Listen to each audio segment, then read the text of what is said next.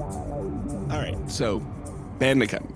Bit weird, and that's why I like it. Also, I love that it makes a lot of people very uncomfortable, and a lot of people go from when we're announcing our name across the team being like some very sweet names, you know, very lovely, like hope or colors or, you know, rock shit. I've had a lot of pushback for being bitch tits on the radio, let me tell you. And I remember in, was it 22 that we were back with Decor? Mm-hmm.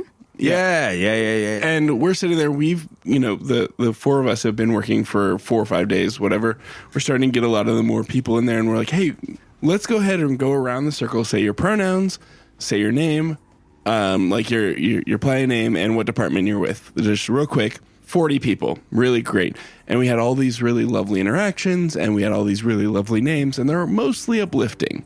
They're mostly positive. And I'm sitting there watching this come around, and I'm leaning on douche, and Beth's right there with me, and I'm like, shit gargle hasn't said shit gargle yet. I guess I'm Bandicunt. And I was like, oh, this is going to be great, because a lot of people were like variations of timid or quiet. And I'm like, well, you have to project to 40 something people. And also, this is going to be really funny. I'm Mollusk. Yeah. I one day did it. I've been here for 3 years, and my name is Billy.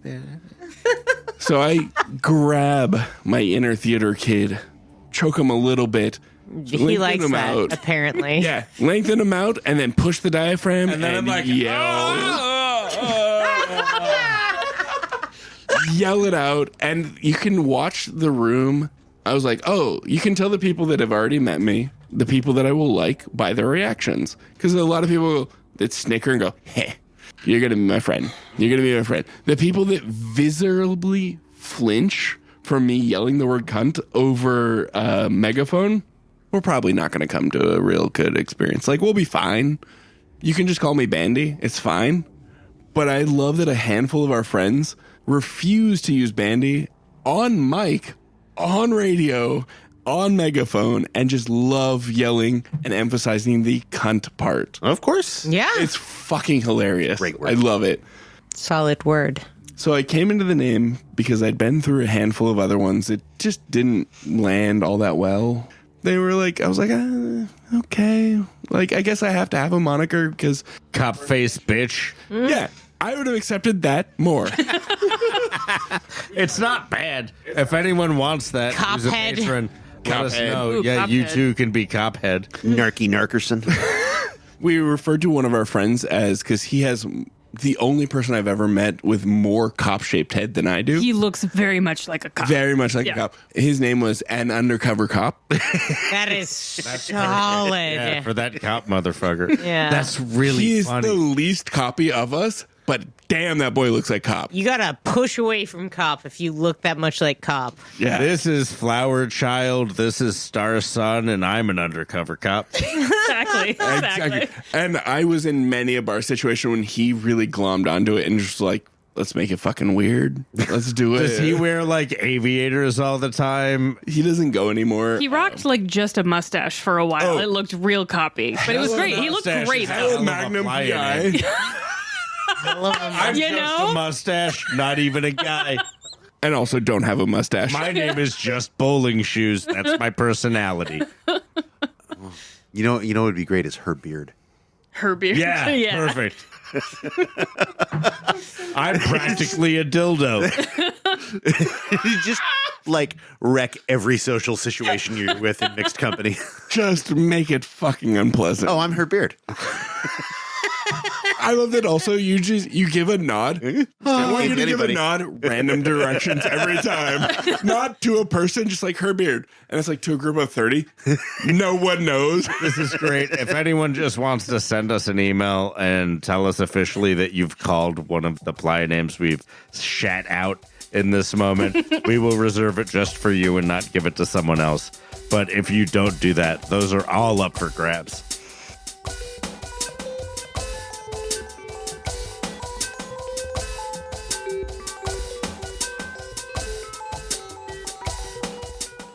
Welcome to Accuracy Third. I'm D-Day. I'm Rex. I'm Beth. And today on Accuracy Third, we have one of our friends. and their partner in the studio. So if this is your first time listening to Accuracy Third, might I request and suggest that you listen to an earlier episode where we're not boisterously having fun with our personal friends and talking over each other and kind of being jackasses. I should also say that this is a very good episode for you to listen to if by chance you hate going to hotels in Reno or want to hear Beth keep trying to top me and keep me on track, which, boy, oh boy, if you're interested in those things, this is the podcast for you. And if you're into those kind of things, maybe you're also into a little fin topping. If you're that kind of pay pig, why don't you hustle your nasty ass on over to Patreon and send us some bucks, you dirty rich little whore. Thank you, patrons. Patrons get to hear an awful lot of us talking about a whole ton of bullshit with our friends, Emerald and Snieeeffles. Sneeeffles is going to continue trying to get us to call him Bandicunt, but just so you know, you can be sure that his play name is Snieeeffles. Sneeeffles. Not Bandicunt. Sneeeffles. Do we have a exact figure for how many eyes are in Sneeeffles? Sneeeffles has 3 E's in it, I've determined. Sneeeffles. Right? I think I might have a bone to pick with that. I think it's at least a mix of eyes and E's. I suppose it could be Y's. That would be Snieeeffles. Listeners, please enjoy this interview with us and Emerald, and especially Snieeeffles. Sneeeffles.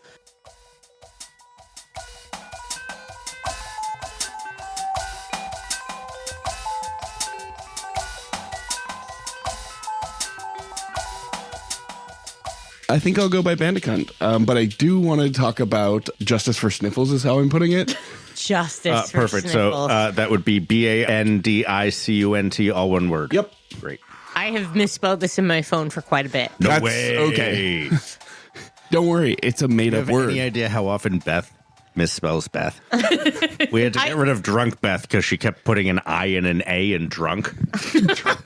Drink. Beth. I've been meaning to ask you this, Beth. Mm-hmm. Do you notice when I call you BEFF, Beth? Beth. And if you hate it, I will absolutely stop. I have barely noticed. I noticed it a bit on Playa, and it's affectionate. I mean, Dita has really worn me in. Yeah, it's one where I'm like, it is a term of affection. It's like, yeah, when I'm talking to you about like on mic or any place, I'm like, oh yeah, it's Beth. But when I'm like, oh, my friend Beth, where are you? And my actual favorite Playa name is the best. The best. It's genuinely my favorite, but you can't shout it across a room. It does nothing for anyone. It's not radio friendly. No. Beth. The amount of tongue involved in it. Sounds Yeah, like you're yeah, having real a stroke tonguey. before you get to hit that T. My favorite thing about Beth, and I've known Beth for over a decade at this point. Jesus Oh, yeah, Christ. that's true.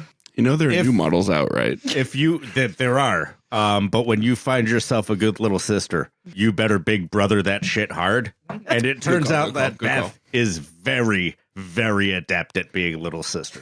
I could see it. Yeah. Yeah. Yep, that scans. And I apologize. Like, it's not like I didn't get consent ahead of time. It's not really my place to do so, but I've needed this. And I'm a year and a day older than you or something like that. You are still younger than me. Every we've been single over this. time. Single time. She's always been older than you. Yeah. We've been over You this are so many taller times. than her Yeah. by a foot and an inch. Yeah. I'm older than you and Andy. You're older than Andy. The I three al- of us are like right in a row over 3 And years. he looks the oldest of us. Yeah, Oh, he's yeah, aged terribly. Andy has ridden himself hard and put himself away gray. But I'm balding, and like I feel so fucking comfortable. But like Good. I was like, oh shit, I got myself a bald spot, and I was like, yeah, don't have to worry about that happening ever again. That just like that's done. That's checked off the list. I am turning 40 this year on our collective birthdays. Yes. spread. Okay. Yeah. I will be a year after that. Yeah. I mean, Yeah, that's what we said. Yeah. Beth is older than you by a up. year and a day. Remember? What? It means I'm your elder, and you must respect God, me. Andy is Hey, it I 40 respect you in a lot of ways. No, Andy's 38. Jesus Christ. Oh, but there is this very particular thing of like how late in the game you're allowed to flame out so hard at Burning Man. Because, like, look, if you're in your early 20s or even your mid 20s, I have space for like, hey, you can turn this around next year. Like, Yeah. I have space for that to happen. When you're in your 40s and doing it for the 30th time, I'm like, okay, that's just right. But is almost You're just mean. I think it's the number of burns that you're going for because, like, if you're 5 burns in, 10 burns in, you can turn that around. 30 burns in is like, just kill yourself already. disagree. Like, I think that like maybe every 6 or 7 years, once you get your feet under you. So you go to Burning Man for a couple years, you get your feet under you. Yep. Within the next 3 or 4 years, not that I have done this, but this isn't a Purely hypothetical. right? Yeah. I've had like 2 in 15, 16 years. I refuse to count how many years I've been doing this at this point. That's sad. But I think after your first meltdown, like 5 or 6 years in, after you have your feet under you, every like 6 to 8 years, you get one. A meltdown? Yeah. So like you can go, and like you can have a whole meltdown year. It's fine. Like, It's- This year was my meltdown year for sure. you Yeah, did. Yeah, fine. you did. No, I think I did good, but internally I had a fucking meltdown. What year was this for you on Playa? 6. Yeah, that's a great Yeah. And meltdown. who This are was you? 5 for me. I'm Emerald. Hi, Emerald. Hi. Welcome back. Okay, back to our other friend. Snieeffles. Sniffle. Get bent. Why are you Bandicunt? But adjunct to that, why do we now call you Snieeffles? Okay, let's start with justice for Sniffles here. So, Beth convinced me that coming out to play a pre-event was great. I'd been there for Build Week. It was a lovely experience. She was like, what if you had more Build Week? And I was like, you know what? I'm fucking here for it. Come out 3 days earlier. So we're Wednesday before Build Week. Fucking nothing exists. Absolutely nothing. They have all these trailers where all of our stuff's eventually going to go. And so me and my buddy, You didn't Struggles- like the parking lot? it was fine. Did it not meet your needs? It didn't at all due to that whole shelter thing. So Struggs and I get out, we pop up my shift pod. We're like, well, we're not going to tack it down because we're going to have to move it across this But area. tacking it down is what makes it structurally stable. Beth, you let Snieeffles tell his fucking story. Well, we were just Also, like, wait. On top of that, I would like to point out that Struggs is our friend Struggles, thank you. who is a brand new member of our team. Who I swear to God, within like 3 hours of me meeting him, it seemed like he had been a person on our team Yep. for 15 years already. That's actually how his and I's friendship was. That About dude 20 minutes into assimilates. it. Yeah. 20 minutes and I was like, oh, this is my best friend. Cool. Oh, we're just going to be like thick as thieves. So we show up. We are like, well, we're not going to tack it down because we're going to have to move it tomorrow. We were told like placement's going to move it. And we're like, okay, no big deal. And I talked to Ray and he's like, here, I've got this like 200-pound thing. Let's just put heavy things in it. Let's put everything's in it. It'll be fine. Here's We've got 200 some pounds of wind cable. and rain kicking up. We're going to throw it in there. No big deal. We have a lovely build day. We have a lovely build day the next day. And then we're coming out of commissary. And I just found out in commissary, hey, we cleared where you're going to be placed. You can go ahead and put your shit down. And I was like, awesome. That's what I'll do in my afternoon. And the rain hits. And it hits fucking hard. And this is like Thursday before build week. Guys, if you are a listener and went through the water situation this year, you might not know that there was 3 rains. There was one before setup week that just disappeared like nothing. And then there was the one during setup week, and then there was the one during the event. We're talking about the first rain. And it was fine. I ended up up in our kitchen trailer hanging out with like Ray and Struggs and just like shooting the shit. And it was wonderful. But I'm sitting there in the back of my head going, that wind, there's not a fucking wind block anywhere within a mile of us. More than that. Yep. Much. Yeah, I'm going to say like 14 miles if it's a day. Yeah. And that's not measurement. So I come out and it's only like 15 minutes of rain and wind. And I'm like, what are the chances?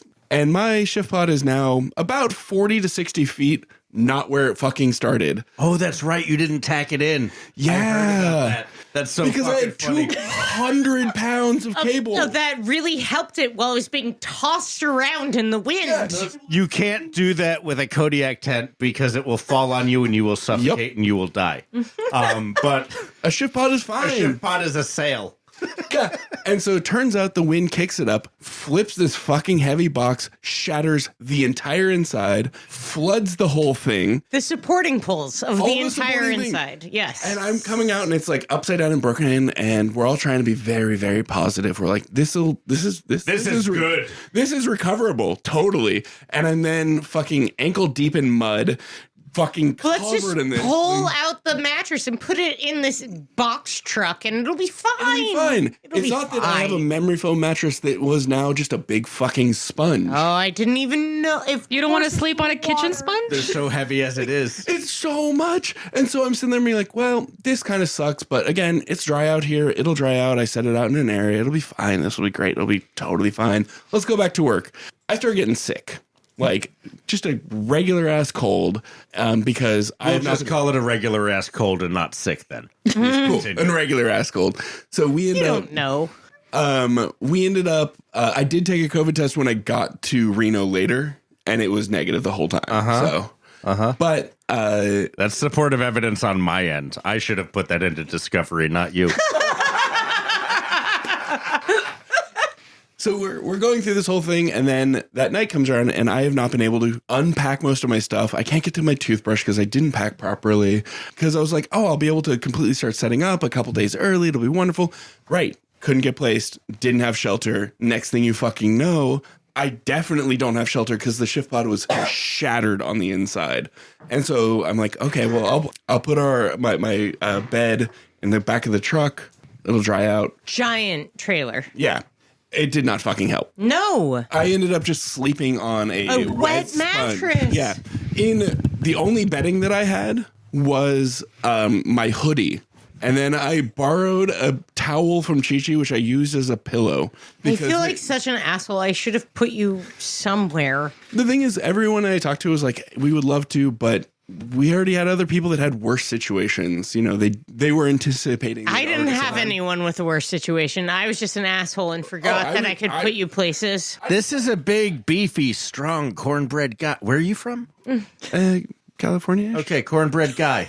Cornbread, for sure. Nobody from Los Angeles is corn You're fed. from Los Angeles? More or less. That's where you got that jawline? Also Seattle. Fuck. Also Seattle. I've Also not corn fed. yeah. No, that's his cop face that is confusing you. like tortillas. He just has a big head. He can't help it. and it is very cop shaped. Tortillas It is are made super of maize. I disagree. I think you're some sort of army guy. Maybe Guess army what? intelligence or So- maybe the Marines or something. There was a past Let life. me ramble on. But going back to our story, this is always the problem with interviewing friends. Motherfucker. Oh, yeah. If So judge me one more you time. made a series of terrible choices, one of which was to come out way early, the other of which was not to tack down your fucking living situation, and then the third of which is to just drag your wet mattress into a box truck. It's 2 a.m. I gotta sleep, man. And then I realized I couldn't sleep because I'm waking up coughing so hard that I have to puke. Oh, And I'm no. So this is I had like, no idea. I'm so sorry. don't worry. I saw you in the living container in the morning. I was like, I feel like trash. And that's when I realized I am a couple days out because like Douche stepped in and was like, hey, I'll bring a Kodiak for you. Like, you'll be fine. I was texting Emerald and like, we'll get this sorted, but it's going to be a couple days because they're not going to be on playa for a couple days. Right. Like, I'm waking up. It's 4 a.m. I haven't fucking slept in like a day and a half. I feel like trash. I am shivering, sleeping on a sponge. And I'm like, I don't have to be here.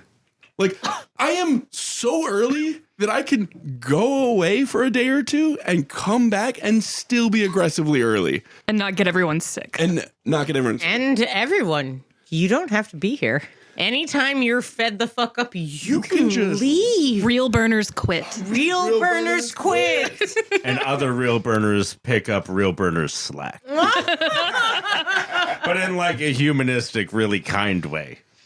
So I end up bouncing out to Reno and I'm like, all right, I will spend, a bit of time with a bed and walls and a shower and warmth.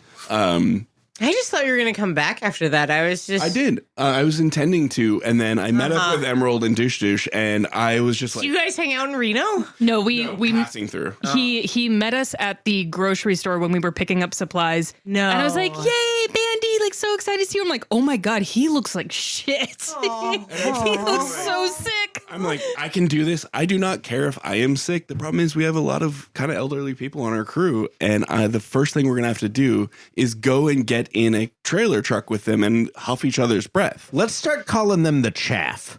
That's a you call, not a me call. I agree that I would prefer that you did not get our campmates that are over 70 Yeah, who come and build the camp sick. exactly. I was like, you know what? I'll wait one more day. It'll be fine. You know, like I was looking at like, you know, like. Can I tell you though? So in this period of time when you've left, I saw you that morning. I got up at dawn because it's Burning Man and I didn't have power yet. And I was just like, oh, well, it's dawn and it's starting to get And I'm hot. unloading a trailer. And you're Sick working. as And I'm shit. like, well, yeah, that's Bandy. Fuck that guy. He cannot stop working. Smells terrible. And then That is true. I went All to things. pee and then I went back to bed. And then when I came back, when I woke up later, he was just gone. Yep. And like you texted once you got cell phone Yeah, reception. and I was like, she'll eventually know. That was fine. It was just the hours and hours later when I was trying to text Emerald being like, hey, he told me he was leaving, but like I haven't heard from him all day. Is he like dead somewhere? Beth told me that you were gone, and I thought she was fucking with me. And then she told me you were sick, and that's why you were gone. And I was like, oh, that's bad. Yeah, he should go. Yeah. And then I heard you were coming back in either with Emerald today or maybe sleeping overnight and coming in tomorrow. And I was like, yeah, that makes sense. And then Then the rains hit. And I do want to give you a little side story. So on my way into Reno, I'm sitting there and I'm texting Emerald and I'm just driving and I'm like, help. Like, please find me a place to go. Luckily, he's got a hospitality partner. So I was like, I'm finding not only a hotel room for you, but a place that, because it was early enough in the day, it was like a place with a spa so that if you cannot check into your room, you can go lay down in like a steam room or something for a that's so little sweet. bit. It was Someone will really put sweet. mud all over your asshole. Yeah. Great. You know what? Yeah. Hospitality partner sounds like something you might acquire in Japan. So I show up in Reno. I finally get a place at like the El Dorado, some fucking piece of shit, third-rate piece of shit. Do like, not- It's You Reno. you don't have to. It's Reno. You It's just say not the Circus I showed up in Circus, Reno. So you showed Yeah. up in a fantastic place with an elevator that worked. Yeah. So let me be very clear. I had to swing by Walgreens to get a toothbrush and stuff like that. I am I am beat to shit. I am still looking like I just come out of a rainstorm in Playa, and I have no change of clothes. So I wear those, and it ends up being an Army reservist convention. Oh, and in did Reno. your cop shaped head just got you right A in? fit right in opportunity. I am covered in playa with a Burning Man hoodie. I look like the just like grubbiest little fuck, and they keep looking at me being like, yeah, brother. And like, don't you miss signing your shoes and like shit like that. I'm like, I don't know how to signal more clearly that I am not amongst you. You just come back from in country. Right? You look like you saw some action. Hoorah! It doesn't help that I used to work in defense and that I use terms like out of country because I did not live in the country at the time. And then all the cop people look at me and go, cop army cunt. Like, absolutely one of ours. I used to have American and military flags hanging in my windows in upstate New York as my blinds. Just so when the neighbors called the cops on me, they would show up and be like, oh, man. Not that guy. This is just one good old boy acting out. Yeah. And, I'm just Jewy looking enough. So that's extra coverage that I kind of feel I need when talking to authority. Just it's the classic PTSD acting up. It's fine. He'll be fine. He's just he's likely to kill himself, not others. I texted M. So the day that you left, when you're starting to bond with your cop familials, Oh God. I am like, I had texted you a couple of times being like, hey, let me know when you land in Reno. Like, let me know what's going on. Because my teams are small and I'd rather not have any of them like be awful. So when you didn't respond, I eventually texted your partner being like, have you heard what the fuck is going on? And then was like, I think he just woke up from an 8-hour nap. Yep. Like, I got upstairs. I like vaguely got into the bed, did not get the covers all the way on, and just out. wow. Like I was dead. And then after that, I meet up with Douche and M. And like, I'm like, my goal was to like, cool, if I'm feeling good enough and if I'm not like super toxic, Caravan in. I'll caravan in. It'll be great. It's like a day or two out, no big deal. And I'm sitting there being like, I am actively contagious and awful. Again, looked like shit. Looked like shit. Seeping. Yeah, And you're not even in DPW. exactly. And so I'm like, you know what? I'm gonna not come in. I'll come in like in a day or two. Like it'll be fine. Like I'll still be most of build week. I'm gonna miss early man, but like it's for the best. Mm-hmm. So I live 3.5, 4 hours away from Reno, and so I just like bounce over. Went all the way home like a little pussycat. Little bitch. Yeah. And then I got real stoned and I ordered Domino's and I put it in Emerald's place on the bed and I just laid in bed, stoned as hell, shoveling pizza in my mouth and sleeping. You know, it makes me feel good to know that that's what you were doing. Yeah. Like, it satisfies Oh, that my and a heart. ton of masturbation. That is the most Homer Simpson shit I have ever heard in my goddamn life. I went home, I replaced my girlfriend with a pizza, and I slept. Yup. Domino's, it's millennial penicillin. God, it is such a fucking shame that we live in the Bay Area where Domino's is legitimately better than like 70 or 80% of the pies I can get Truly. delivered to my It's house. really good. Holy Truly. fucking shit. Anyone listening to this podcast who knows how to make a fucking pizza and wants to be a restaurateur, move to the goddamn Bay Area and sell pies. No one is fucking doing it well in Oakland. Just Grab regular, my like guys. just regular pizza too. Like I doesn't can even have to get be super one fancy. good Just vegetarian regular ass pie, pizza. But that's it. Oh, yeah, that's the problem. You can get plenty of like delicious, very fancy pizzas, but I want Yeah. a good trash ass pie. Yeah. And you can't No, get a good That's why trash-ass Domino's is pie. great. It's Moe's like has like a fucking 4.5 stars. Moe's. They use goddamn frozen toppings. So Snieeffles. No, this is about Oakland and pizza back. Hang back. I So remember how there's a difference between living room and on mic talk. Yeah. But if you take 2 seconds to breathe, then I can cut out all of the embarrassing shit I just did and go, and you. So Snieeffles. Oh God, now I'm too stoned and I don't remember. Sniffles, keep telling your story. so Yeah, pizza girlfriend. pizza girlfriend. Oh man, that's your fucking pie name. That goes in the notes. Okay, now I'm done talking. The nice thing about Domino's is it's not gendered. I'm off playa. I'm like, great, this will be fine. And then I'm feeling a lot better. Let me come in. I'll come in on Monday. And that rain hits and they close the gate. And now I'm trapped in Reno for a very different set of reasons. Again. But at least I had a toothbrush. And I got really, really, really familiar with the shitty ass hotels. And I was like, I know my way around this casino super well. Like I'm starting to Oh, be it friend is- the staff. It is not sad when great. you know your way around in Reno. Like that big complex of interconnecting casinos. This was something that happened with a friend of ours, Passion Fruit, that I was at in Reno with. And she was like, how on earth do you know where the bar is and to go back to where we left our partner standing in line is? And the answer was, I've been here too many times. Like, Oh, actually, it's up this escalator, not the other one, and then it's a left. Like, and that's how we get to the Mexican bar, not the wings place. Yeah, clearly you haven't spent enough time in those casinos because you totally missed the fact that they would just like give you a toothbrush and toothpaste and an entirely toiletry kit, like some tweezers and clippers. dear God, clean up. Jesus Christ! Here's As long as you bought $5 worth of chips. I don't understand. I plan to gamble. Can you help me take care of myself?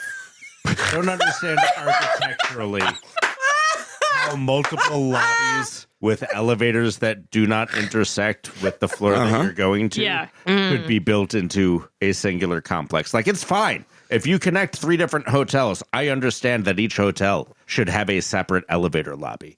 But one fucking hotel with like 3 different lobbies, so you can wait for half an hour and go up 30 floors and find out that you were like still the wrong 150 one. yards away from the 30 floors up you're supposed to be at. you have an upper bank and a lower bank. Come on, it's standard. Fuck that shit. That is Agreed. dumb. This is also excised. Please continue. What I don't understand is why you, when you go between the El Dorado and the Silver Legacy, you have to go up an escalator that is 4 steps tall. I hate so fucking much about it. That's so silly. Like, and you're like, why? And like a lot of these things are forgivable if you use goddamn skyways. And you could. Truly, 'cause it's yeah. cool. You're in Reno. Yeah. Give me a fucking sidewalk. Put some cool lights up 130 there. feet in the air. But do not let me wait to take an escalator or an elevator up someplace to find out that, like, now I'm in the air but can't move laterally to where I have to go. Because it's another Reno's half really hour well to go thought back out. down to the lobby. Get it I together, waited- Reno. I have waited in front of elevators for so fucking long in Reno. Stop scratching me, Beth. I know. I'm done. Please continue. It's not enough compression on 4 boards. so, I ended up trapped, and then the rains. And I was sitting there being like, I will come in the moment that we can, because it's, 2 hours from Reno or whatever the fuck it is. And like, so I'm sitting there being like, I wake up every morning going, I'm texting with you, I'm texting with Emerald, I'm getting updates from Tinker where I can. I'll be here at an ungodly hour. I literally have nothing better to do than get the fuck out of Reno. Let me pick heavy shit up and put it back down like 20 feet away. That's what I want to do on Playa right now. Please, good God. And then I'm able to get in there like Wednesday at like 8 or 9 a.m. I was actually able to circumvent most of the line. Nice. Because Tinker was essentially able to be like, you already are credentialed in. You have everything you need. I'm just going to call You've been over. here before. You've done this. Did you come in through point 1 or did you go through the line itself? I did point 1. Yeah, that's part of it. It's like that. Which also was very stressful because I had no fucking idea where point 1 is. And everyone that talks to you about where point 1 they is. don't explain it. At all. And they're like, oh, it's just down that bit. And you're like, okay. Your first time finding point 1 from either direction is harrowing. You're just like kind of driving into the nothing for a while. You're like, oh, those are tracks. I'll follow those tire prints. Like 4 or 5 years ago, I just started doing that when I would show up to the event. Because sometimes, like when you get in really early, you're supposed to go in through Gate Road. And sometimes you're supposed to go in through point 1. And sometimes you're supposed to go in through a different entrance that they told you in an email a while ahead of time. But nobody ever shows you a map with a star on it. So at some point, I pull off the highway and I just start, like, there's usually a car right in front of you or like a quarter mile in front of you that you can see went in somewhere. And you're like, you can see when they pass you on the highway. It's like, oh, yeah, you motherfucker, you're doing that dusty shit, too. And you get there and you just follow them in. And then at some point, you're like, there are definitely flags and cones, like a mile and a half to my left. Or somebody pulls up and is like, hey, where are you going? And it's like, I don't know, but I run a team. Is that okay? I just started holding up my credential thing and following the cars that didn't have bumpers. Yeah. I was like, oh, the ones that look like they've been welded together with mostly like vibe, not actual metal. Follow that car. and Flashing you'll get is there. metal. Flashing is pretty, Sniffles, can you especially give like if you're us? throwing up the devil horns when you're doing it, sitting on some guy's shoulder. One of the several times I've been arrested, it was for flashing, but that's a conversation for a different time. That's a living room conversation. Yeah, that is a living room conversation. Was it flashing or streaking? It was streaking. Yeah, I thought let's just for the patrons. Let's let that. No, Beth. Don't put your hand in front of my mouth. Yeah, this will go on the When was know I your was not first flashing. time at Burning Man, and how did you end up there in the first place? How did we get to poach your awful self into our team? Okay. So I lived overseas in the Middle East for 18 months, almost 2 years. It was awful, broke me, like just real bad. Had a huge mental breakdown, and then I'm backpacking around, and I'm like, what am I fucking doing? And I come back to the States, and I end up meeting a friend of my mom's. She's a burner. A friend of my mom. That my mom hates. It's great. So we end up going there, and her and I end up being just like sex friends for about 7 months or so, like that. How old were you? I was nearly 30. Okay. Sexy enough, Beth. That's all you Now, need to know. now you made a little gesture here. Are you talking about the her who is your mom's angry friend? Yeah. Okay. The her that I was sex friends with is not my mother. Let me be very clear. Yeah, we all got that. Okay. We all got that. Sexy stepmom. We're Yeah. on the same page. Okay. Look, I don't know what it is about stepmoms, but they keep getting caught in dryers. And that's true. It's actually in the Sears catalog. So So I end up at my stepdad's birthday, and I meet this woman, and she's like, awesome. We end up hanging out. We end up fucking a bunch and having a wonderful, really good relationship. And then about 3.5 weeks before Burning Man 2015, she goes, hey, remember that time that we talked about you going to Burning Man and like you figuring out what it was and all that stuff? And I was like, yeah, I totally remember that. I was 100% sober for that conversation. She goes, well, you're going in 3.5, 4 weeks. I went, okay, let's That lady- fucking do it. top the fuck out of you. Oh, Yeah. Hell yeah. Yeah, bunch of different ways from what I hear. I'm not going to mention them right here because I'm kind, but whew, like a bagel, man. It was great. And so I suddenly start having this really strong, like, what the fuck am I doing? And then I start asking her about, like, what's involved? Who the fuck am I going with? Like, what the shit? What the fuck? She's like, you need to, like, Venmo this person or PayPal them the money for the ticket. And, like, in Wow. 3 weeks, you need to go ahead and take off a week of work. That's very trusting. And I was like, all right, fucking game on. Let's do this. Can I get screenshots of these tickets or something? So I'm talking with her, and she is, you know, a 5-year veteran at least at this point, something like that, or was at that point. And we have this long conversation where I'm like, hey, what do I need to pack for Burning Man? What do I need to bring? And she's like, you can wear anything that you want. And you do. Terrible introduction. Terrible advice. That is the advice that you need. And then I'm sitting there and be like, how much, you know, water, how much beer, how much whatever should I be bringing? She invited the right person without knowing it. Yeah. And offered you no support. And it's one where I realized at the time, she's not a drinker. She mostly gets stoned as shit and then does other substances. And I'm like, oh, so I can't trust and I realized I'm going to need years twice later. as much water as you think I need. Exactly. And 1,000 times as much beer. And I'm joining this group of about 22 people that are all veteran burners. I'm like one of 2 virgins. Like, it was great until it wasn't. Were you all a theme camp? No, just a bunch of 22. And I thought that the leaders of the camp, because they were 7-8 years into their burning career at that point, and I thought they had their shit. They had a binder. They had a binder. They had a binder, and I reviewed every Fair. page in that binder. And You read all of the information. It seemed put together. It seemed. And then in hindsight, I realized how not put together it was. And it was just, What kind of things were in the binder? So the camp layout, essentially we had a 24, 27, whatever the bigger U-Haul you can get is. And then we're going to put, like, there's a vague camp layout. The problem is that they're not taking into account that you should have 4 to 8 camp layouts based on your orientation in the thing because you're not placed. That means that you might end up being 90 degrees off. And if you're trying to use shade from your truck for Tent City, it changes based on your orientation. And then everything changes. And it's one where, like, I was reading and I was like, oh, they've got this shit together. Like, there's a They're drawing. thinking about where the shade is. Yeah, there's an MS Paint grade thing that somebody printed out that is now, I can definitely say, was not to scale. People always doing shit in bitmap instead of just making squares in Excel. Yeah, don't do Excel. Please, good God, don't make maps in Excel. I beg of you.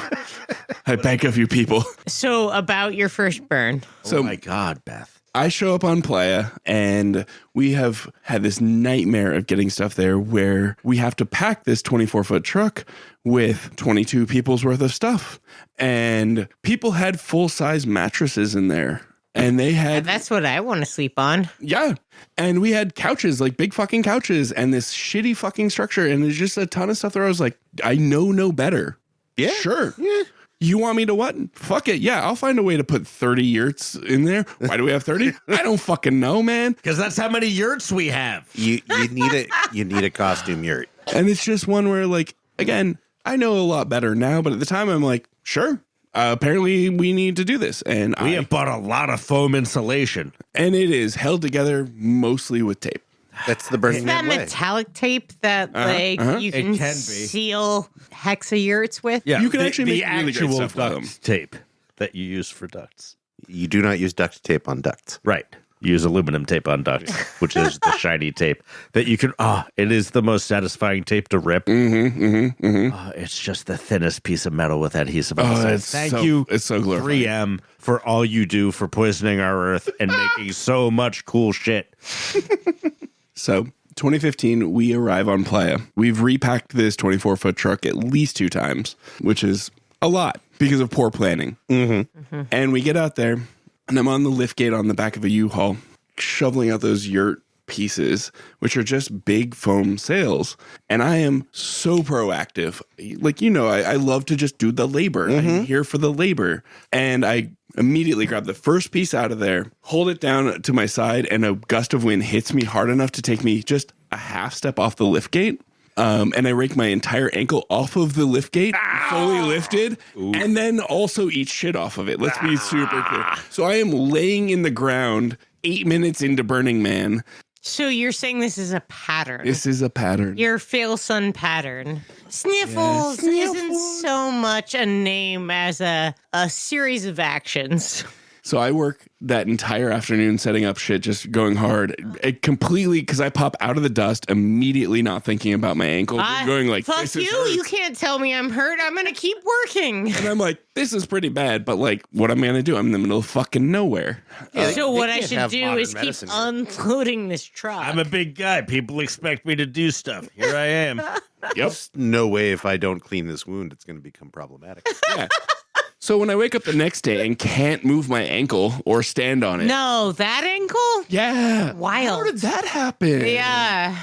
Luckily, the person that had brought me, her name was Christmas. She carried an ankle brace with her. And Oh, that's such a good idea. yeah, I have a knee brace in my kit for that exact problem. I have one in mine after I sprained my ankle, and I helped someone this year by having it. It's so useful. And I'm like, yeah, we should just have that. Because, yeah. I didn't know Rampart existed. We can do that. Well, and they aren't going to give you an ankle brace. They're going to give you super glue on your skull and hope for the best. They'll give you an ankle brace. If you really, really need one instead of some tape.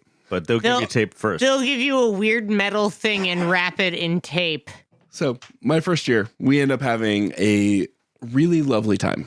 I got a chance, like, yeah, there were some struggles and there's clear incompetence in running a camp and it is all over the place. And there's egos and bullshit and stuff like that of being like people not pulling their weight and then not doing it. One of my favorite bits, they thought that for Tent City, what we were going to do in a pretty windy year was attach the cheapest 40-foot tarp that you can imagine, ratchet strap it over the top of the U-Haul so it comes off. Oh, yeah. At an angle. Yeah. Sounding good so far, right? Buy a better tent, use Illuminate. Just going to say, do that. What they did is they sunk 4x4s into cement buckets. Like a Home Depot bucket. Cement, a 4x4. I'm following you. That's so expensive. But because what we wanted is like a higher access point so that like you're not down to the ground. Like it's not a But you're not like terrible- burying those buckets. You're just allowing there to be Yeah. what I'm going to call clubs on a sail. Yeah, you're getting it. Yeah. You're getting it. And how tall? Did you say a 2x4? a 4x4. How An how 8 tall? foot 4x4. An 8-foot 4x4 in Sunk Connected into to a- a sail with a weight on the end of it. Just say. Don't worry, there were 6 of them. And that And these are the end points of Mr. Slope tarp with, And they're not- with no guy wires. No guy wires. guy No, wires. not tied into the ground. None of that. No. Yeah, no rebar in the buckets or anything like that. No. No. Just And then we're gonna put all of these tents right next to it. Sounds solid. Well, I mean, the nice thing here is you're not terribly likely to get a bucket of cement to the head, but you are Unless you're sleeping. certainly gonna get a 4x4 right to the head. So we're sitting there. I'm up on top of the truck, just like trying to do this thing. Again, I'm just trying to be fucking helpful, following the plan that they put down. Like, I'm doing the best I fucking can. I'm reasonably competent. Clearly, they are not. And so I'm doing what I can. statistically. So what ends up happening is I'm up on this thing, the wind starts kicking up, and it starts lifting these 4x4s attached to these heavy cement buckets and skipping them 4 feet. No. No. About a foot into the air and just hopping them. No. And no one went, hey, if I put 2 lines of rebar, it's not like a terrible idea. No, string is expensive. Some ratchet straps and rebar could solve this. It's But I a was sitting there being fine like, idea, "The like fuck?" as a mid-run elevator for your ground tension. but not as an Exactly. endpoint. You can't have a high Exactly. endpoint. You got to go to the ground. This is punishment infrastructure. Yeah, and it's one where like I've seen tensile structures that actually use that kind of like same thing, midpoint pulling down so the wind pushes it down. Mm-hmm. Everything. It's a great system. That's not what they built. They built death traps of cement being flailed about by a huge fucking sail. What's actually kind of impressive is that the sail stuck to the top of the 4x4. Like, that's a solid attachment. I'm surprised your grommets didn't pop. They did. And then they actually ran the entire length of the sail. So now you only have the very, very heavy boundary of it and none of the shelter from it. It's awesome. At least it's not a sail then. So it was actually a lovely year. Your first year. So what was really important for me is I had been backpacking and living in the Middle East and just working too fucking hard and just breaking mentally alone, largely. Like I had people, things like that. I had them. They existed in my life. I enjoyed them. I still have some really good friends from that. But I didn't have fucking dick. And I showed up because this lady was so nice and got me a ticket. And I'm thrown into a 22-person camp who welcomed me. It fell apart at the end. Heinously. Only the good ones are left now. Only the good ones. So I'm just this guy that like hasn't been in country for like 4 years. Don't know fucking anyone. I'm meeting people at my stepdad's birthday. That's how desperate I am for friends. And I get them. And I get Burning Man with them. And I get a really lovely year. And 6 months later, it falls apart, whatever.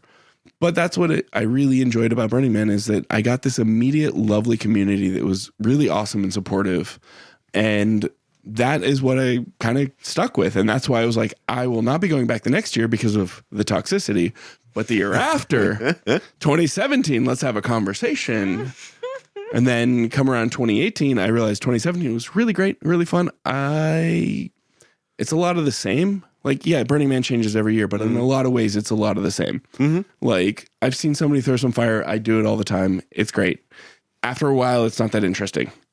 I ended up in 17 being like, cool. I had a really lovely, the core group of people stayed. I got a really fun thing, but it wasn't enough for me. And in 18, I actually, through Emerald, got an opportunity to volunteer with the Guardians. And just happenstance, I was like, sure, I'll take 3 more days out there. Who gives a shit? This is Center Camp Guardians, just to be clear, not like thank you. Temple Guardians or anything. Yeah, There's yeah. a lot of Guardians on. Oh, do not put me as Temple Guardian. You would be Do a not. terrible Temple I'd Guardian. be bad. I mean, you're a terrible guardian. That is such Yeah. not a good use of you. I am aggressively good at it because people just look and go, absolutely not that guy. Yeah, And look then at him. they He's a turn away. bouncer. Yeah, he looks like a cop in a chair. Yep. Who wants to walk past that guy? Everyone, the hippies walking up go like, oh, that guy? That means shit's happening. Never mind. Shit. You do have like kind of a bouncer vibe. We should like get you a fringe jacket. And like it would be a great bit of art piece to just stand in front of places And like at bounce night with your people. sunglasses on. Yes. Like, you ain't getting in here with those shoes Nah. on. Rex, the next time Nah. we go to Eco Yeah. Thrift, we are getting the biggest suede jacket we can find. I've worked as a bouncer more than once in my life, to say the least. Do you know your hat size? Because I am now looking Big. for a hat for you. Unreasonably large. Yeah. Figure out what the number is. That big. So I end up doing Guardian or Center Camp Guardian in 18, I believe it was, right? Mm-hmm. And coming out 3 days before event. It's Wednesday or Thursday before event. We're showing up. I was like, one, the city is not put together at all. It does not exist on Thursday. Like, it's a hell of a lot more than Monday of that week, but it does not exist. And just the community of people, I suddenly found the kind of competent builder people that I really, really was like, oh, you're the kind of person I want to just hang out with in general. Mm-hmm. You're the kind of person that like prioritizes taking time to go build stupid shit in the desert. Oh, you're my people. Great. And so I started being able to recover from my 2015, get back more of a community, get back into doing things and feeling a bit of purpose. I need a lot of purpose and structure in my life. Otherwise, like left unattended, it will go badly. Get real weird. It gets real strange. Like not a good strange. Ooh, maybe we do need to find out like if we can like lock him up or anything, you know? saying that psych wards are like not great in a lot of ways, but maybe if I'm left unattended too long, you got a point. People need focus, is what I'm hearing. Yep. I do really well with a purpose and project, but what Burning Man has been really helpful for me is trying to give less of a fuck, because That was just very straightforwardly one of the reasons why I liked you immensely when I met you, where I, unshockingly, at Burning Man, I'm often surrounded by men who know a shit ton about how to do a lot. And they have lots of expressions about that. And you were the first dude in a while that I was like, oh, you're brand new to me. You clearly know shit tons, and you're totally willing to be directed around by whomever. I don't care that this is the third time I move this bench. If that's what we're doing, that's what we're doing.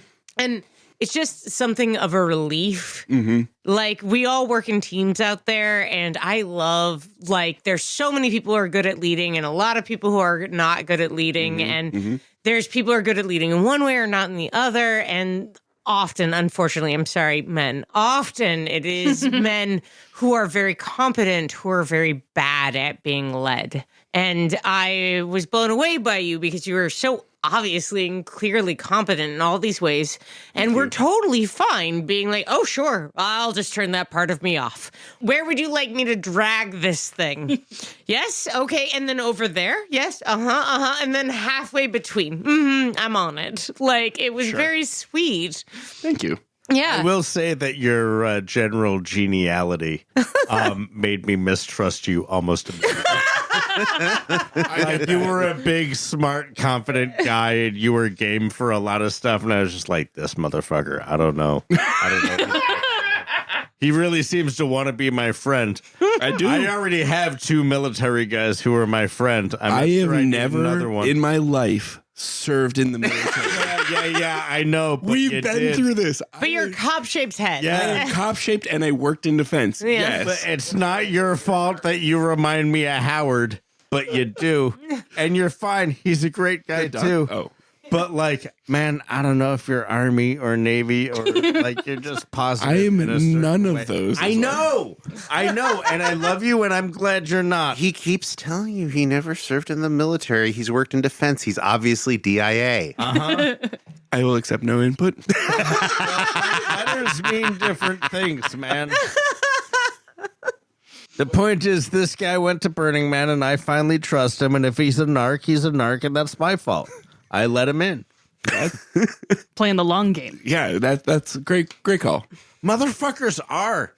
Can you imagine the amount of long game Ryan would have You've to do? listened to the same podcasts I've listened to. I would have had to have been in on it too. You're not Like, married You to wouldn't. this He would motherfucker just yet. have to be that level of lying because it's always the relationship where they don't know. Yeah. Like it's like you've got to lie to the People person are that like, you're how fucking did she first. not know? And it's just like, because that motherfucker is a motherfucker.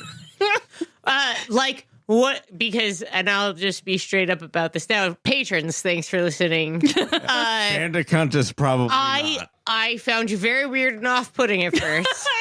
I get it. I am very weird and off-putting. I know that you are right. Yeah, and like you were so warm and friendly, and I was just like, who the fuck is this guy? And once I'd seen how lovely you are, and you told me that Emerald listened to the podcast, I was like, oh no, please don't have a really creepy partner. Like, My girlfriend thinks you guys are great. I was just like, oh what's no. I often will tell her, I do not want to hear a story of a thing that you did on the pod unless I am talking to the three of you. I can just like, Beth will be over and I'd love to hear the story, but I don't want to sit there and have it a proxy. This is the irritating thing too, because then you try to tell your funny stories about other people that you're like, and they're like, yeah, I listened to the podcast. And I'm like, Don't do damn that. it. I'm not one of those. Just enjoy hearing it a second time. Emerald just clips out when you guys shit talk me, and that's lovely. It was really funny. Oh, I almost pissed myself. We're not It was shit so talking funny. you. We are shit talking the concept of Snieeffles, which I is love it. very funny to play with on the pod. I don't care whether you bitched out or not in a completely non-misogynistic way, but it is very fun. Like, Dude, I have hurt myself so severely, so many different ways that has taken me out of the action for a day or two. Like the dumbest fucking shit. And I feel terrible when that happens, and I should. But it is so much funnier in hindsight when people keep harping on it. I was What so else do we convinced. have as people who love each other? I was so convinced you were coming back in. I was just like, he'll be back. Day. Yeah. It was just like, Sniffles will be back. People kept checking on. They were like, "Have you heard what from was- Bandicunt?" And I'm like, "Yeah, he's alive. He's just waiting." Him so much this year. I was And looking yet- forward to it. What I love is that I went home for very reasonable safety, whatever. Sure. And then the story of it became so much bigger than like, oh, that guy got sick for a little while. Because collectors started calling you Snieeeffles. Exactly. And I'm like, What were the other names? There were a bunch of wellness check. wellness check. I'm pretty sure that was from Lodo. I loved that it became a big fucking like. I love the like. Yeah, no, I totally bitched out. I had a headache the entire time. Like, make it stupid. I love it. Like, I think it's kind of funny and very indicative of the isolated culture that we're in. Because, like, Bandicunt is on Playa, and I wake up one morning and he's not. I guess that's completely reasonable. But, like, you as a human being has just been excised from my life. And now your I don't partner exist shows for up. 3 more weeks. And you are in this conceptual place called Reno. And I'm like, okay, Reno is 2.25 hours from where I'm at. He can come back at any time. And Right. then I find out that you have removed yourself further again from that to the Bay Area. And it's like, well, that motherfucker might as well not exist. He is home. And I am not going to see home for almost another 2 weeks from now. Like, you are not a person who is at any part of my Burning Man experience. You were. It was going to be great. I brought out the good whiskey. You might not be back by the time we finish it. I was genuinely so annoyed for being sick because I'm texting Emerald. I'm with Beth. Anyone like that. I'm just chatting and stuff like that because I am stoned in bed with a pizza. And Girlfriend a pizza. pizza, well, Girlfriend. satisfying in most ways. Well, almost any way you can think of. Not a great conversation. Not a great conversation. I don't care how much weed you smoke. You will not make pizza a good conversationalist. No, for that you have to like start eating it. That's some edible shit right there. Oh, I actually don't smoke weed. I just eat it. Oh, well then It makes me shit myself if I smoke you it. need to up your dose. Then, my Are there friend. any Keep drugs saying that talking don't back. make you shit yourself? Just asking. Actually, most drugs, it's just weed's the only one.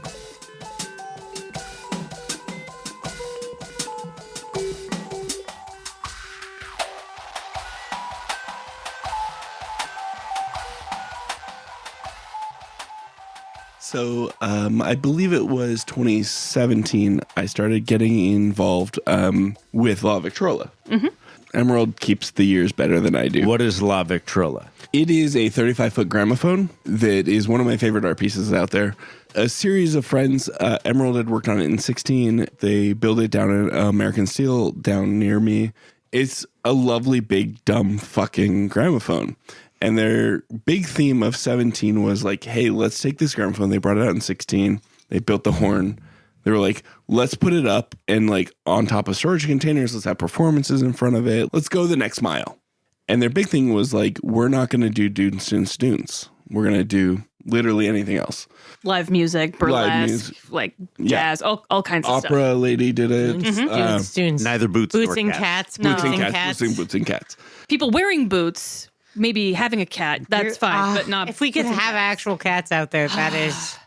It would save center camp. It would. There's Put a nothing cat that can in save spring. center camp Oh other my than bringing God, a if pin we of had cats. fucking cats in center camp. Wouldn't Yeah, that right? fix it all? Yes. If we had a DPW Meet the Pups event, which I was told by don't remember who, happens pre-event. It's not. There's no Meet the Pups event. It's just when you go to the DPW morning meetings, the pups tend to be there. I do meet them there, but They're I so- thought there was an explicit event that they Not came into that I- center camp. Oh, fuck Not my that I ass. know. All right. But that would solve all of center camp's issues. But there can be a fuck your ass event at center camp if that's. Yeah, I don't give a Yeah. shit. We have squeegees. He said it. I didn't say it. I'm just. I mean, you responding did to say it, but No, you know, were like, "Fuck my ass." I did. You know, what we do in our time is our time. That's That's just living what I'm saying. room. If it's That's public living time, room. it can be living room time. I was just inviting it to public time. Doesn't have to be mentioned ever again. Please continue. So in 2015, my like godfather of Burning Man, he works in the art department. Adorable. I think you'll know him. He ended up being this person that I immediately was like, oh shit. One, awesome guy, super competent, loves the art shit. Also able to look through the bullshit of Burning Man and be like, no. I mean, it's that Austrian vibe. It's great. Like, I love him.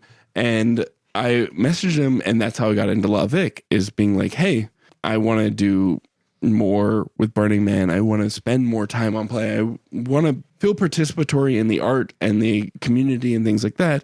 I don't want to go there and do a bunch of nose candy and then like fuck off. Like, I can do that in a lot of places around the world that are less unpleasant.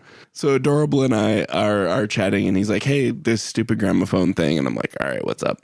I can learn to weld, right? And he's like, sure. I don't know. Can you? Well, and he then shows me how to weld. Like later, we're working at Amsterdam, and he's like, well, there is a way to do it professionally and great. And we have professional welders do all the structural shit. I have a MIG gun right in my hand right now and a welding hat that you can put on. Like, we can just do it too. You want to heat up some shit and tag it to each other? Yeah, melt some weird metals. Yep.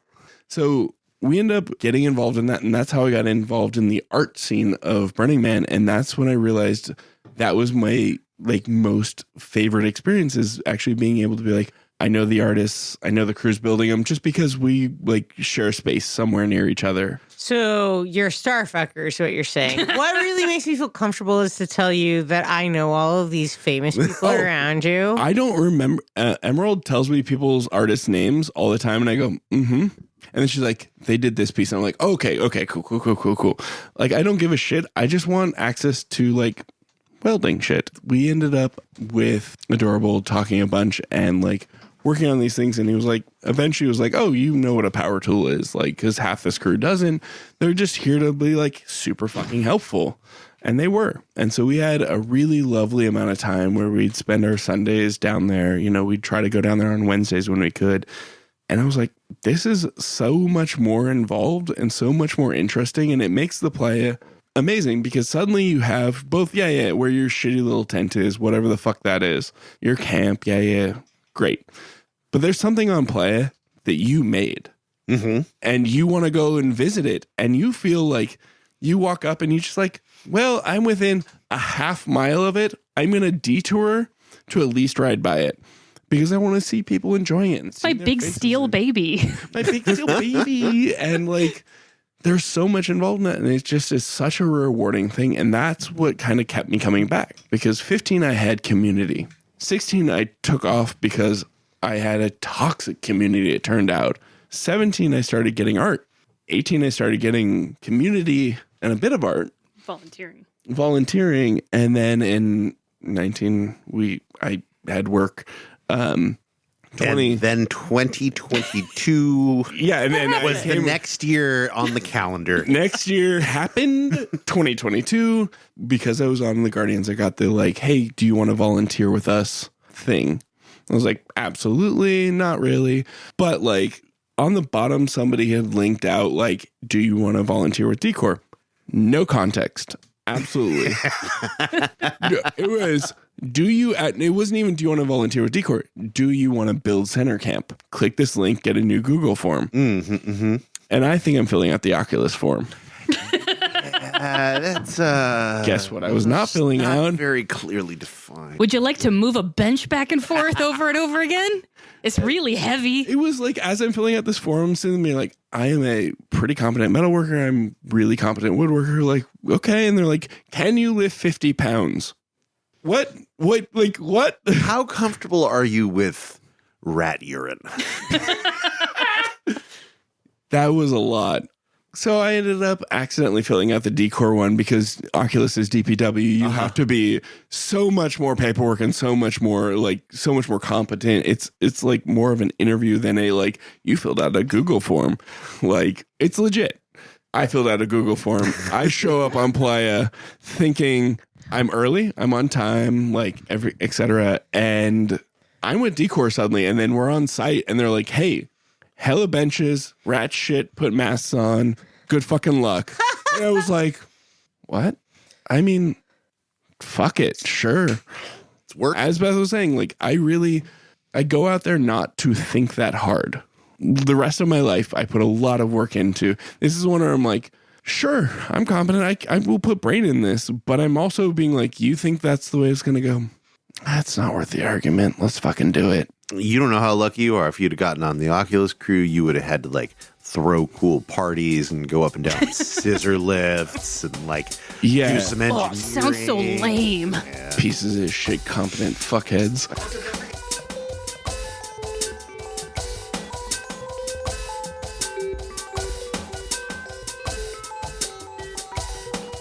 And that was us and our friends. If you've made it this far, that's it for the interview. Thank you for listening to us hang out in our shed with our friends after drinking a little bit in our living room and then going back to the living room after this interview to drink a little bit more. There's a bunch of discussion about things breaking and people breaking and situations breaking down on Playa. One of them that we discussed was a big old fire-based situation. I want to just take a second and make sure that everyone who listens to this podcast knows how to use a fucking fire extinguisher. A fire extinguisher is a bunch of propellant and a bunch of powder, and that powder can cake at the bottom of the fire extinguisher. So before you try to use it, bang it on the ground a couple times to loosen that up, shake it, and then pull the pin, aim the hose at the bottom of the fire, and sweep. If you don't, you have a chance of releasing all of the propellant in the fire extinguisher and none of the powder that actually suppresses the fire. And as we've heard, sometimes there are terrifying fires on Playa. Yeah. And everyone should have a fire extinguisher, or 2 or 3. Fires on Playa are scary. Fires everywhere are scary. You should have seen when the kitchen was on fire. That was scary as shit. Yeah, no lighting the kitchen on fire this year. Trying. Not at Burning Man, the one in our house. I know, no lighting the kitchen on fire this year. I'm letting the listeners know that I am quite responsible in my professional capacity. Beth, what have you broken on Playa? Or what things have you experienced that have broken, such as like a shift pod that you haven't tacked down to Playa before the winds come? I think the answer to what Beth has broken on Playa is her ankle, her toe, Right? her wrist. Yep. But none of the were any of those actual fractures? No, I've just had a lot of x-rays. So you've only ever had to go back to Reno for job-related things, not because of... Sniffling out. Mm-hmm. Yeah, no, never had to, walk my candy ass back to Reno. No, but you have had to hobble your ass around Playa in a boot. Yeah, several times. It's fine. It's great. Mm-hmm. This is why you're allowed on all of the swings. Well, being on the swing isn't the problem. It's getting on and off the swing. It's really dangerous. One year, one of the few years that I came out for pre-event and wasn't able to stay through the event, I finished my 1.5 week long role as volunteer manager for setup, immediately got sick with a fever and congestion, and spent the next 2.5 days just laying in the DPW shade, reading books and comic books and drifting in and out of consciousness. And then I started to feel better on Wednesday morning, the morning before the evening where I had planned on leaving. And like 2.5 hours later, I was just like, I cannot just fucking be on Playa for the next 9 hours. And I just packed up and left. And it was sad. That was the year I missed having a Burning Man. I think I know I've mentioned it before, but the most catastrophic thing that I didn't break it, but it was my shelter that was broken. And it was the fourth wall because my man Turkey Neck decided to just step through one of the solid walls of the tent to get in rather than unzip the door.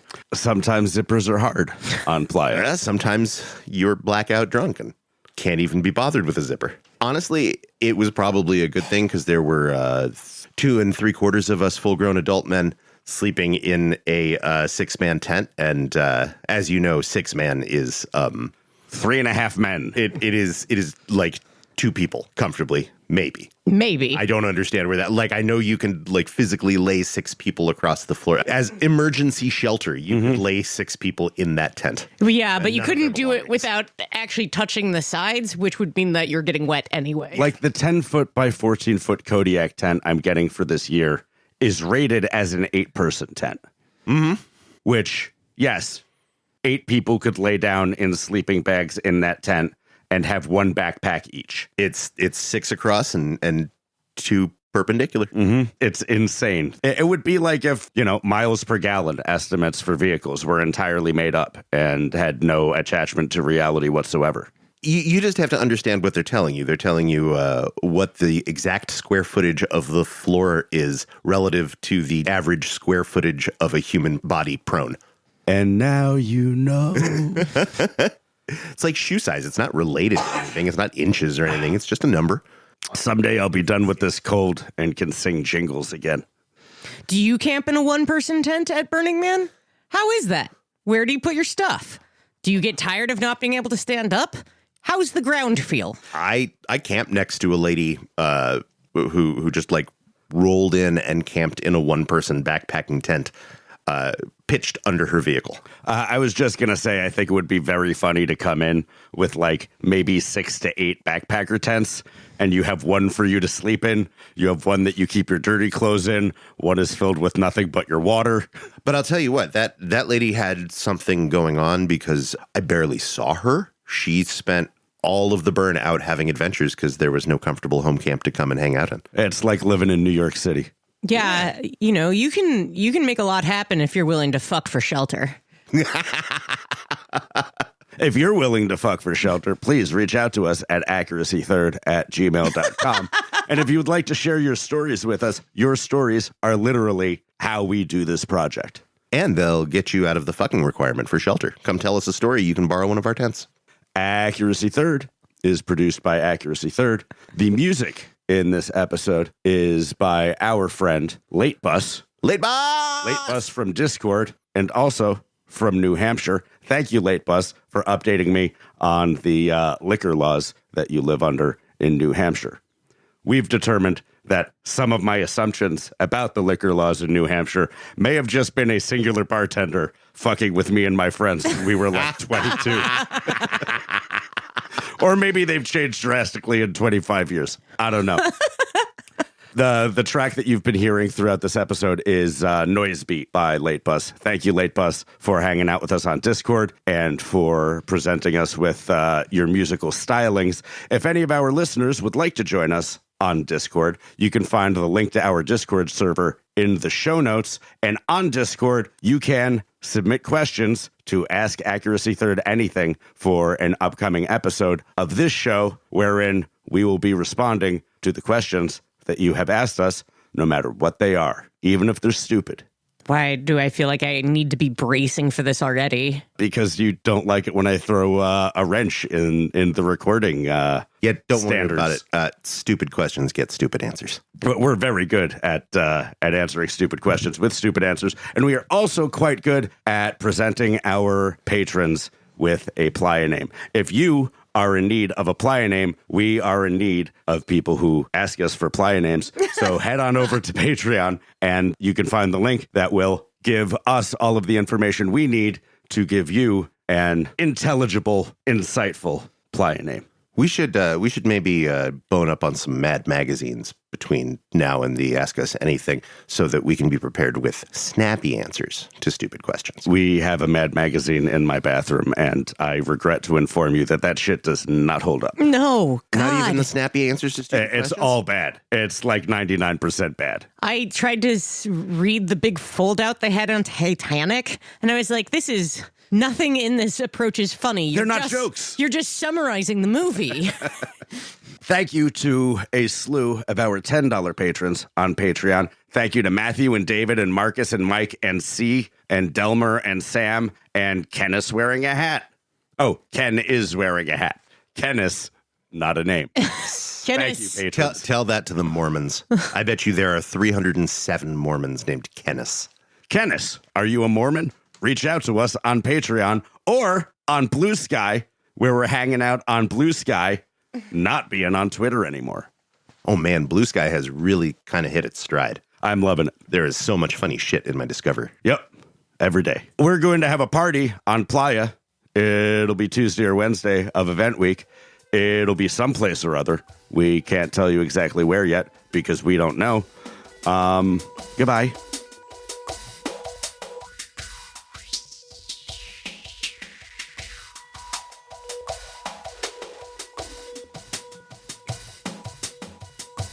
Like, you skipped 18. That's where the name came from. Tell us about your name. It's their first year doing Guardians. So we were there setting up our little baby camp Little bye-bye camp. a couple days early. So we're eventually out there Monday, Tuesday, whatever, and we go visit Adorable.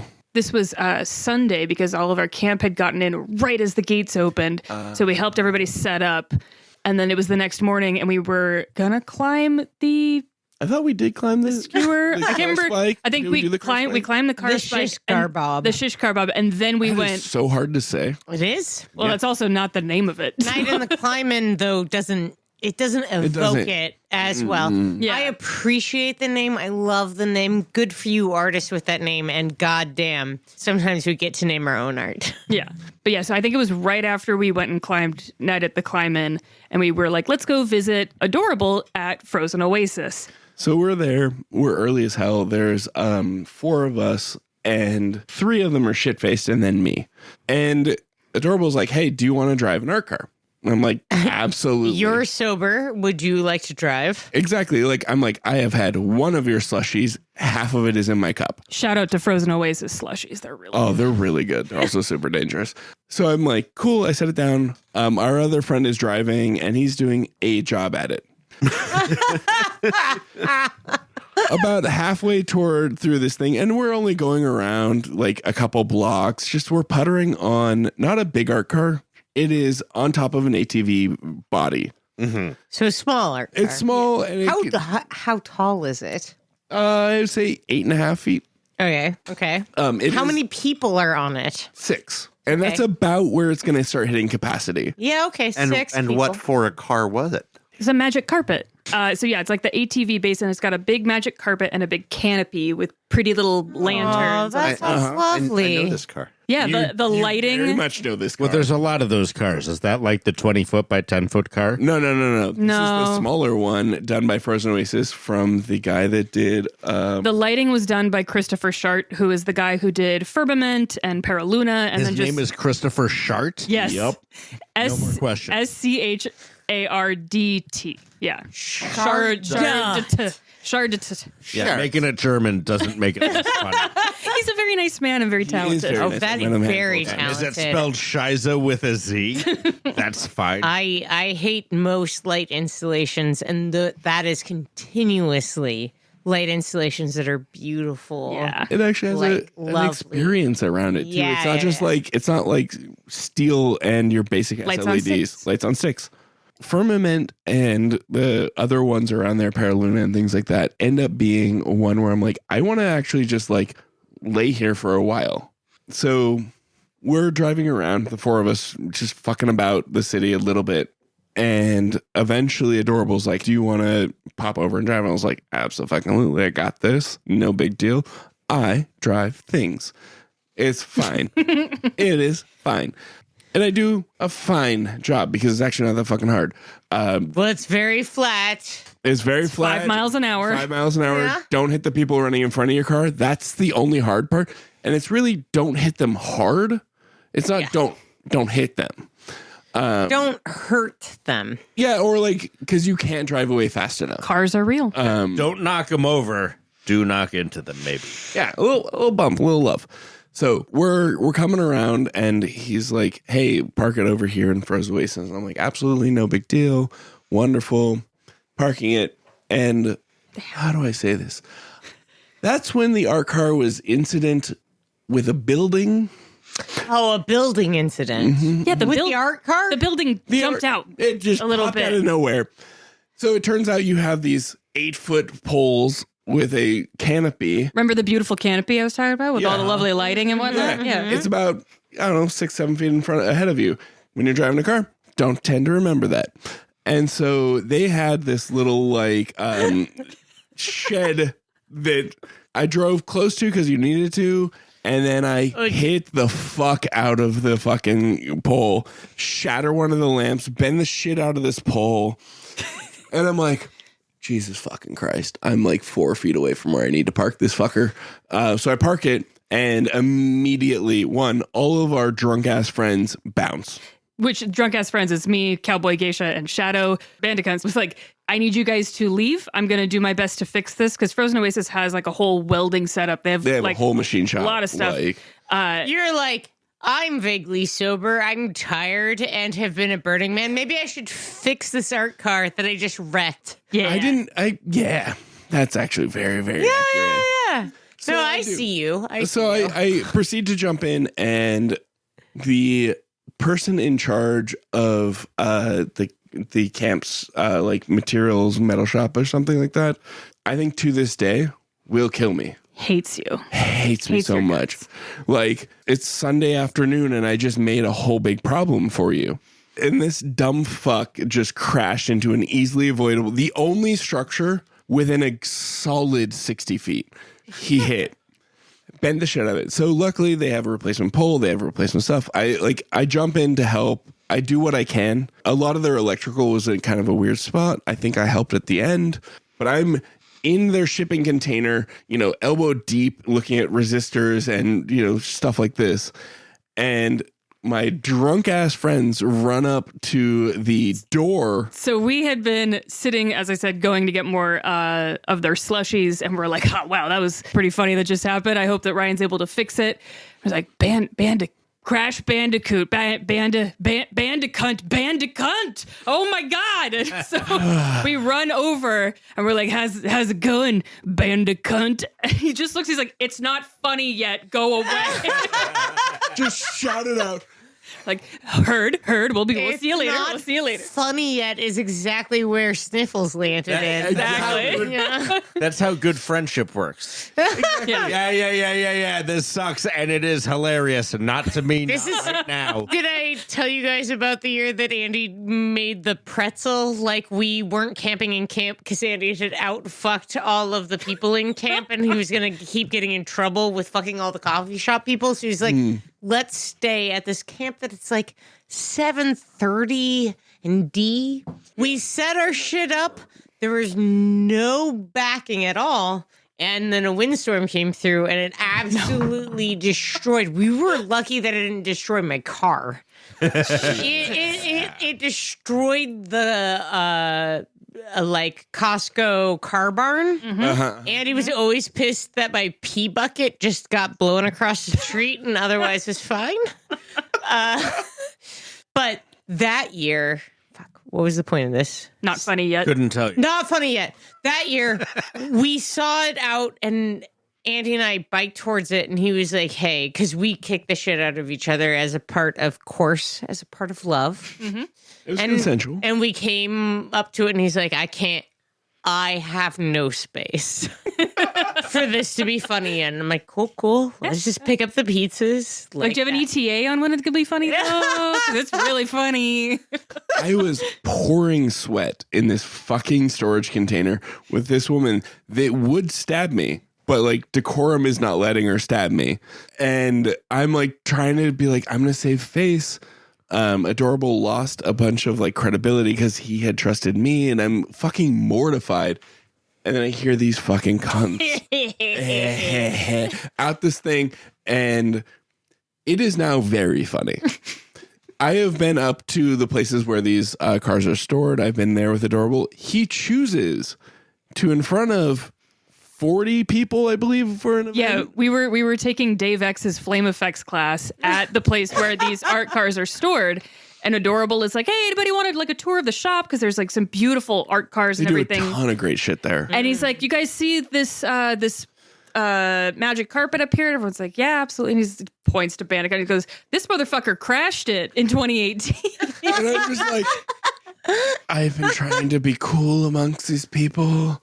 I wanted to be their friend. They're all like, half of them are Flaming Lotus Girl. Like, I want to be fine. I want to be cool. I want to be fine. I want to be competent and capable. And they're like, he crashed it. He's a piece of shit. And I'm like, you're right. Like 100%.